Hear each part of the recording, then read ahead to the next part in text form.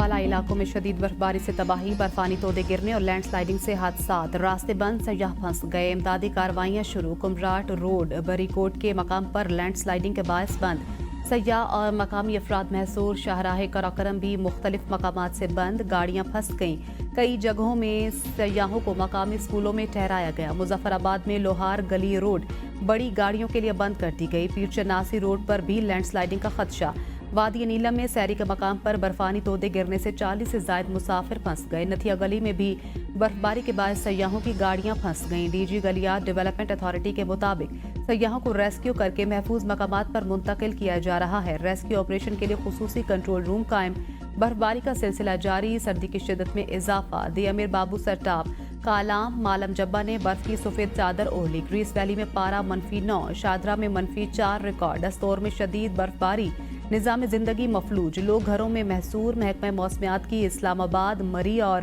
گلگت بلتستان میں بارش اور پہاڑوں پر برفباری کی پیشگوئی۔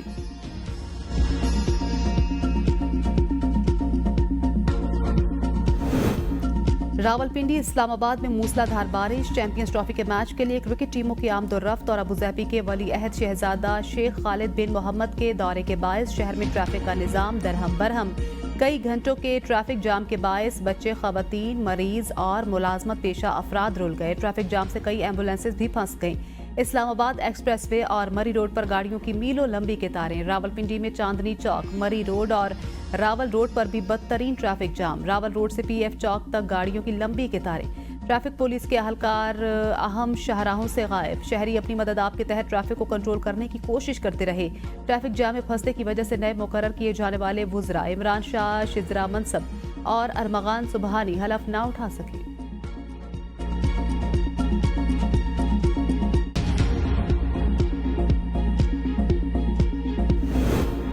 جرم و انصاف ججز تقرری کے لیے قائم جوڈیشل کمیشن کا اجلاس آج ہوگا، چیف جسٹس پاکستان یحییٰ آفریدی اجلاس کی صدارت کریں گے، اجلاس میں لاہور ہائی کورٹ میں ایڈیشنل ججز کی تعیناتی کے لیے 8 سیشن ججز کے ناموں پر غور ہوگا، اجلاس میں راجہ غضنفر علی، قیصر نذیر بٹ، اکمل خان، تنویر احمد شیخ، جزیلہ اسلم، طارق محمود باجوہ، شاہدہ سعید اور اکبر گل خان کے ناموں پر بھی غور ہوگا۔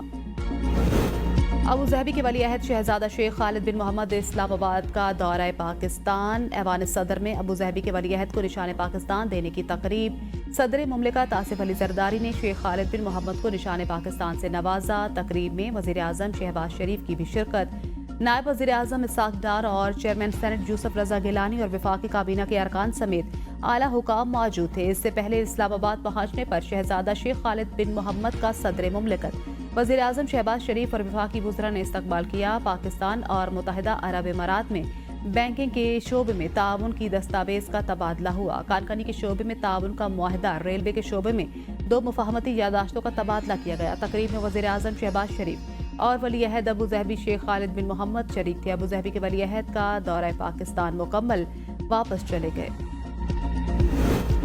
وفاقی کابینہ میں 12 وفاقی وزراء، 9 وزرائے مملکت کا اضافہ، 3 نئے مشیر اور 4 معاونین خصوصی بھی شامل، کابینہ ارکان کی تعداد 50 ہو گئی، نئے ارکان نے حلف اٹھا لیا، حلف برداری کی تقریب ایوان صدر میں منعقد ہوئی، صدر مملکت آصف علی زرداری نے نئے اراکین سے حلف لیا، تقریب میں چیئرمین سینٹ یوسف رضا گیلانی، خاتون اول آصفہ بھٹو زرداری بھی موجود تھیں، حلف اٹھانے والے